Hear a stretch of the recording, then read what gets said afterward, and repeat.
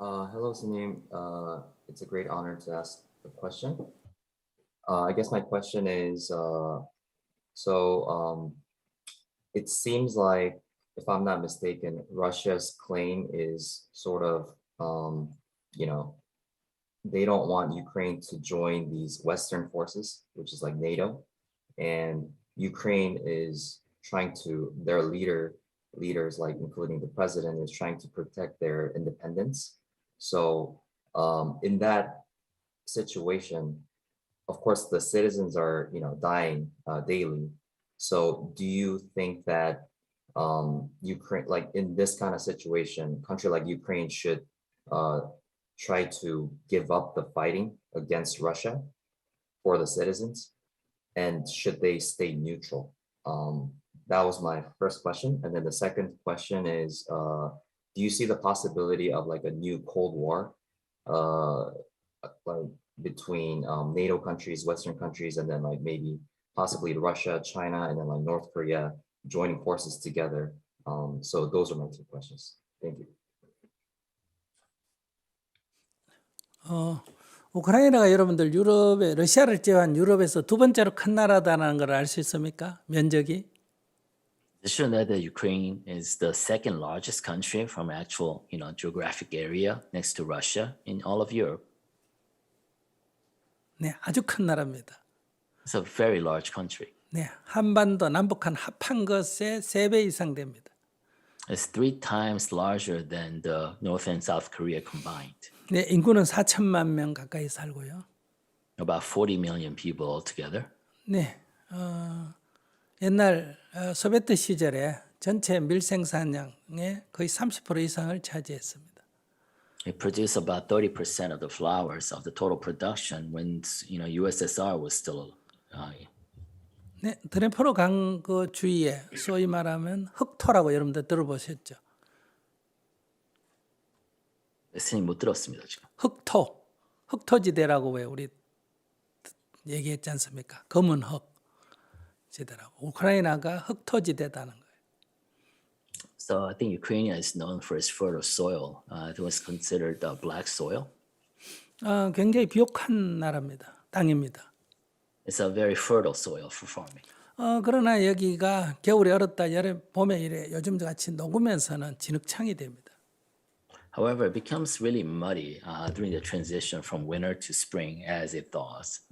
나폴레옹이나 또는 나치가 러시아를 침공할 때도 항상 겨울을 이용하거나 이럴 때 이 진흙창을 피해야 됩니다. 그러나 전쟁이 예상보다 길어져서 대부분 진흙창에 빠져서 러시아 침공에 대부분 실패하죠. So when Nazis invaded Russia, as well as when Napoleon invaded Russia, he used the winter when the ground was frozen over to invade Russia. However, the invasion lasted longer than expected, and it became mired in mud, figuratively as well as literally. 네, 20세기 초까지 드네프로 강의 오른쪽, 우크라이나의 동쪽은 러시아 땅이었습니다. Until the beginning of the 21st century, 20세기요, 21세기? 20세기 초까지. Until the beginning of the 20th century, the eastern part of Ukraine was actually Russian land. 네, 서쪽은 폴란드 땅이었죠. And the western part was Polish. 1차 세계대전이 끝나고 잠시 독립을 했습니다. After First World War, it gained independence temporarily. 그러나 다시 소비에트 연방으로 들어갔습니다. Then it became a part of the Iron Curtain. 그 소비에트 아래에서 지금의 국경이 이루어졌습니다. And within the Soviet Union, the current boundaries were set. 소비에트 지도자 중에는 우크라이나 출신들이 아주 많습니다. So, in the leadership of the Soviet Union, there were a lot of people from Ukraine. 그러니까 이 크림 반도 같은 것도 오히려 러시아 땅에서 우크라이나로 그 소비에트 시절에 오히려 편성을 했던 겁니다. So even the Crimea Peninsula was relocated and drawn within the boundary of Ukraine under the direction of the USSR. 거기에 소비에트의 주력 함대들이 대부분 거기를 중심으로 했습니다. And they were the main Russian or Soviet naval forces from the port of Crimea. 우크라이나가 독립 이후에 러시아와 긴밀한 관계를 갖고 있을 때는 소비에트 러시아는 크게 자기들의 안보상 위협을 느끼지 않았습니다. So when Ukraine maintained a close relationship with Russia after the fall of Soviet Union, Russia did not feel any threat coming from Ukraine. 소비에트 핵무기의 3분의 1이 우크라이나에 배치되어 있었습니다. 1/3 of Soviet Union's nuclear arsenal were actually deployed to Ukraine.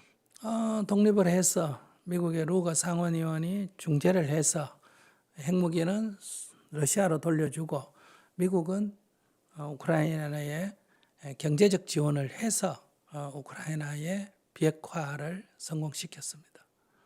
So Senator Lugar at that time from Indiana actually successfully negotiated a deal in which the nuclear arsenal from Ukraine was returned to Russia in return for promises of economic aid by the US to Ukraine. 이 드네프로 강을 중심으로 해서 동쪽은 러시아 사람들이 더 많이 살고 있습니다. So along the eastern side of Ukraine, there are more Russians there. 그 다음에 서쪽은 대부분 다 우크라이나 사람들이 밀집되어 있고요. And there are more Ukrainians on the western side. 또 키예프 공국이라고 역사적에 있었는데요. 그것이 바로 지금의 우크라이나의 뿌리이기도 하고 러시아의 뿌리이기도 합니다. And there was a civilization that was centered under Kiev, and that actually is the root of the Russian civilization as well as Ukrainian civilization. 이런 문제에서 러시아 사람들은 우크라이나를 자기의 일부, 즉 지방으로 보고 있다는 겁니다. So in that sense, the Russians have this perspective of seeing Ukrainian as an integral part of its own nation. 우크라이나는 지금 독립한 이후에 러시아는 경제적으로 어렵고 여러 가지 자유롭지 못하고 서방은 경제적으로도 부유하고 자유로우니까 우크라이나 사람 입장에서는 당연히 서방 쪽으로 유럽 쪽으로 결합하는 것이 자유롭고 더 경제적으로 부유할 거다라고 생각할 수밖에 없겠죠. So after independence from the Soviet Union, I think it's natural for the Ukrainians to feel more attracted to the European side of their tradition just because the Western European powers are freer and richer while the Russians are still struggling. 만약 러시아가 이쪽 유럽보다 더 잘 산다면 우크라이나 사람들이 어떤 결정을 했을까요? But if Russians were wealthier than the Europeans, then which way would the Ukrainians lean towards? 네. 그런데 이제 오랜 이제 러시아 쪽 이제 결합을 한 지도자가 독재를 오래 하다 보니까 이제 국민들이 저항을 해서 정권을 무너뜨리고 이제 민주화 정부가 들어섰는데 이 정부가 이제 서방 쪽으로 가려고 하니까 여기 러시아하고의 갈등이 생긴 겁니다.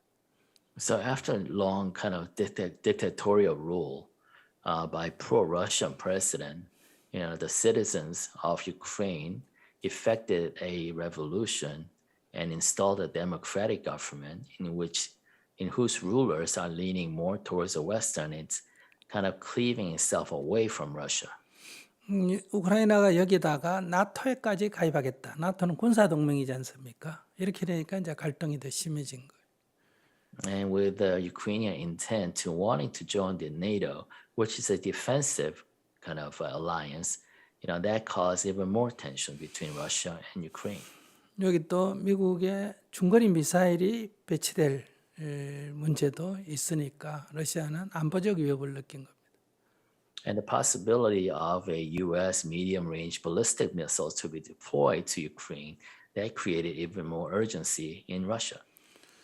그래서 저는 러시아 입장에서는 우크라이나를 중립화시키려고 하는 것 같습니다. So I think from Russian perspective, they want to neutralize Ukraine. 그래서 무장 해제를 시키려는 거예요. And basically strip them from any any military capabilities, 안 그러면 친러 정권을 세우거나요. or as an alternative option, install a pro-Russian government. 아니면 마지막으로 드네프로 동쪽을 분리시켜서 친러 정권을 세우거나. Or split the country into two and install a pro-Russian government in the eastern half. 뭐 이런 쪽에서 의도를 하고 협상을 하다가 안 되니까 침공을 한 거 아닌가 싶습니다. So I think that was their negotiating position, desired outcome. And since they were not getting their way, they decided to invade. 그러니까 우크라이나 사람들의 저항, 드네프로 왼쪽에 있는 다수의 우크라이나 사람들은 당연히 나라의 독립을 위해서 저항을 할 수밖에 없다고 생각합니다. Then inevitably, this will lead to a resistance movement by the Ukrainians, especially those Ukrainians who are more concentrated in the western part of the country. 근데 이제 동부에 사는 사람들은 입장이 조금 다르다는 거예요. But the people living on the eastern half has a more complex perspective. 그래서 이 내부가 러시아는 아마 우크라이나의 침공에 들어가면 우크라이나 사람들이 일부 환영하지 않겠나. 푸틴은 이런 착각을 한 것 같아요. And so I think Putin kind of allowed himself to think that some Ukrainians, when the Russian invaders showed up, would actually welcome them. 그리고 대통령은 뭐 일단 도망가지 않겠나 이렇게 생각한 것 같아요. And the president will run away. 그런데 이렇게 저항을 하니까 이게 지금 간단한 문제는 아니에요. So, but when surprised by the fierceness of the resistance, I think he knows that it's not a simple problem as that. 네, 저항을 하게 되면 많은 사람의 희생이 생겨나죠. But with resistance comes a lot of sacrifice. 그러면 세계 여론이 달라지죠. And that changes the opinion of the world. 네, 그래서 러시아가 고립돼 갈 수밖에 없습니다. And that will inevitably lead to the isolation of Russia. 저는 러시아 입장은 이해는 하지만은 현명하지 못한 선택이라고 생각합니다. So I think I understand Russians' concerns and their perspective, but I don't think it was a wise choice they made. 네, 이 전쟁에서 승리하기도 어렵고요. It's difficult for them to win this war. 또 러시아 국민들의 많은 고통을 동반해야 합니다.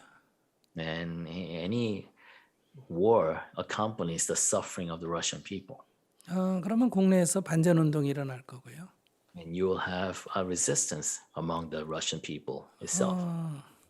그러면 권력의 유지에도 위험할 수가 있습니다. And there will be a threat to the sustainment of the power of Putin. 동부 지역을 점령하는 것으로 휴전이 될지 서방이 그걸 용인을 할지 푸틴이 그걸 받아들일지 이것이 이제 전쟁이 조기 종결되느냐 안 되느냐는 관건이 될 것 같습니다.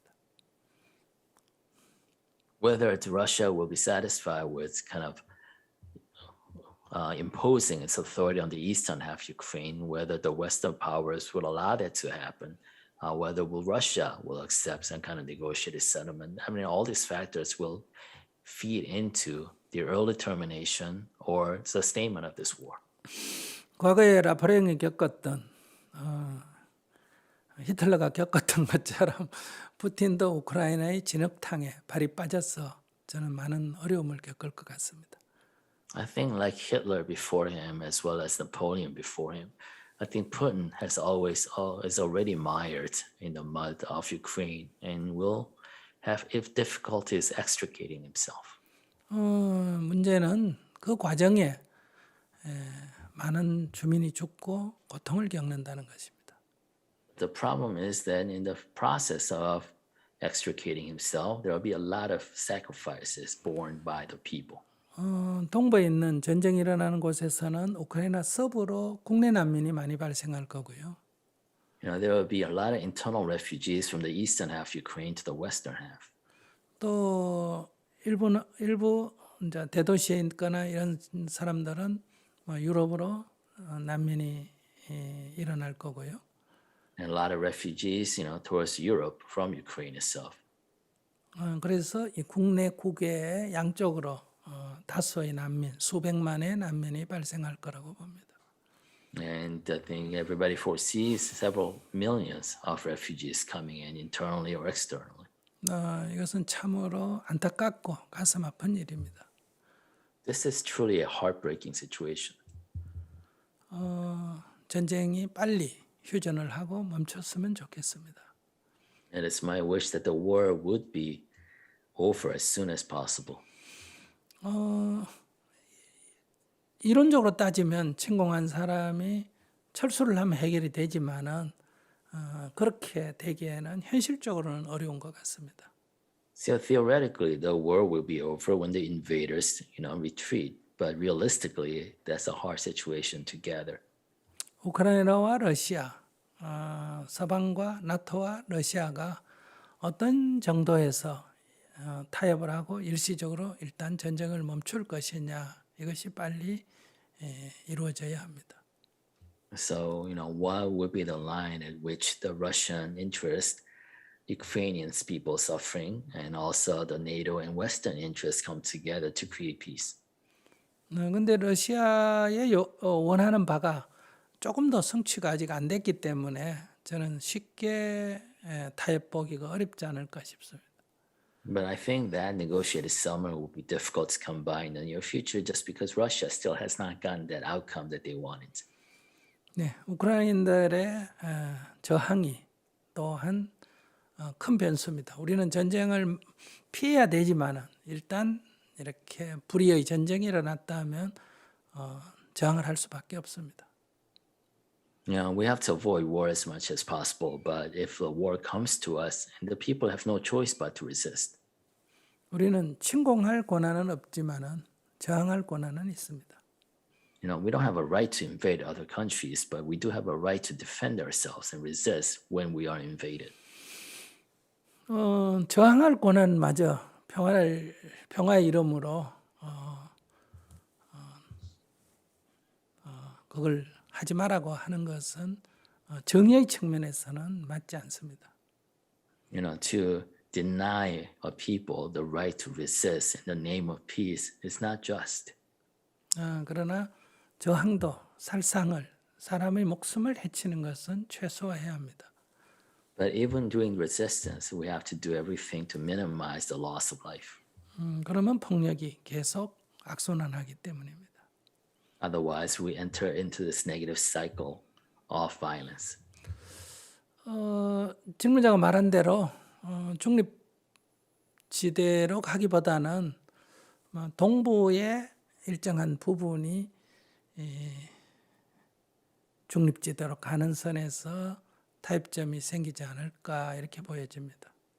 As you ask, I think the end outcome could likely be some kind of neutral zone on the eastern part of Ukraine. 어떤 결정도 우크라이나 사람들이 해야지 우리가 이래라 저래라 할 수는 없지 않습니까? But whatever decision the Ukrainian people themselves must be able to make instead of us or the world imposing a solution upon them. 우크라이나 사람들은 과거의 오랜 역사 동안 이 강대국 러시아와 이 폴란드에 의해서 이렇게 늘 분리 지배를 받았기 때문에 굉장한 역사적 상처를 가지고 있습니다. The Ukrainian people have suffered throughout history and retained their trauma because they have suffered from the forces of the powerful neighbors from Russia and Germany or Poland. 제가 곧 잘못했습니다. 폴란드.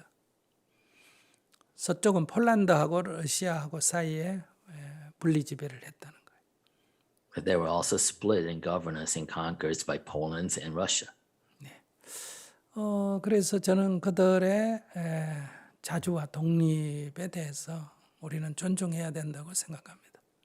And I believe we should respect their desire for autonomy and independence. 아마 말씀하신 대로 새로운 어떤 대립구조, 냉전이라고까지는 못하겠는데 세계는 대립구조로 갈 확률이 매우 높습니다. So as you said, maybe we cannot call it as a new Cold War, but we are facing a dawn of a new kind of a boundary of some type of conflict or recalibration of the world order. 이런 시대에는 중립지대에 서는 것이 매우 위험합니다. And to try to remain neutral in this kind of emerging split world order is a very dangerous risk you have to take. 강대국들은 자기 편이 아니면 무조건 적의 편이라고 생각합니다. Because from the superpower perspective, from the main power perspective, it's either you are with us or you're not. 그러니까 한국이 지금 어정쩡한 위치에 있으면 미국은 배신감을 느끼고 미국 편으로 가면 중국은 아주 괘씸하게 생각합니다. So if South Korea tries to maintain its kind of ambiguous, equivocal position, U.S. will not see that kindly. And if the South Korea goes to fully into the camp of the U.S., the China would definitely not like that choice. 그래서 중립을 지킨다는 게 사실은 쉽지가 않습니다. That's why it's very difficult to remain neutral. 근데 적경지대에 있는 이 갈등의 적경지대에 있는 한국은 한편에 서면 거기 바로 전장이 될 위험이 또 있습니다. But since South Korea is at the front line of that emerging world conflict, it always in the danger, at the risk of being the front line of that war and entering into conflict. 앞으로 미래가 이런 방향이 더 강화되고 있다. 그러나 결정적으로 뭐 전쟁이 난다가 아니라 이런 쪽이 더 강화되고 있다는 것은 우리가 예측하고 있어야 합니다. And I think it's safe for us to predict that the world order is morphing into this new kind of binary world order. Having said that, that doesn't necessarily mean there will be a war. 이럴 때 우리는 어떻게 해야 평화를 유지하고 이 강대국의 이 갈등에 휩쓸리지 않는 안전제도를 구축할 수 있을까 하는 것을 정말 깊이 연구해야 합니다. So that's why it's really up to us to really investigate, explore what the best strategy is to maintain peace and be able to maintain, safeguard ourselves in this emerging major powers rivalry. 만약에 한국 같으면 첫 번째 국민들이 이렇게 여야 이렇게 정치적 갈등을 일으키지 말고 경쟁하면서도 서로 이 안보 문제에 대해서는 마음을 모아야 합니다. So if this was just in Korea, then Korean leadership should really able to compromise and come together on a unified strategy, politically, even though they might have differences for domestic policies. 내부의 분열은 외부의 개입을 자초하게 됩니다. Because internal schisms invites external interference. 그리고 남북 간의 관계를 적어도 평화를 유지하는 관계로 빨리 풀어야 합니다. And try to evolve the relationship to North and South to one of at least stable, peace. 일본과의 과거에 그런 상처가 있다 하더라도 이 국면에서는 일본과의 관계를 풀어내야 합니다. And despite the trauma of the past with Japan, it needs to overcome and try to resolve the relationship with Japan. 동아시아 안에서의 미중이 아닌 제3지대의 어느 정도의 세력을 만들어야 미중의 일방적인 견인에 끌려가지 않을 수가 있습니다. You have to create an association of powers in East Asia that can act as an alternative center of power outside of Japan, China and the U.S. so that you're not automatically towed by whichever winds or direction these superpowers head to. 근데 정치 지도자는 국내 권력을 갖는 것이 가장 큰 목표이기 때문에 이렇게 전체적인 안목을 보기가 어렵습니다. But since politicians, their number one goal is to gain domestic power, it's very difficult for them to see the totality of the situation. 그것은 각국의 지도자들이 다 그렇습니다. It's the same situation and motivation for any leadership in any country. 그래서 민주적인 지도자는 평상 평화 시대는 매우 좋은데 이런 갈등의 시대는 이 큰 안목을 갖지 못하고 이 포퓰리즘에 빠지게 되면 결국은 결과적으로 나쁜 지도력을 발휘하게 됩니다.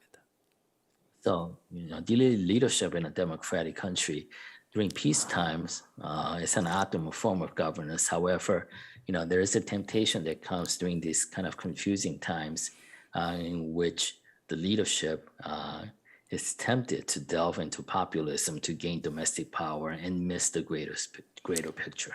그래서 국민들이 정말 평화를 아끼고 이것을 감시하는 그런 깨어있지 못한다면 우리는 이 흐름에, 이 정보의 흐름에, 포퓰리즘에 결국은 휩쓸려 갈 수밖에 없습니다.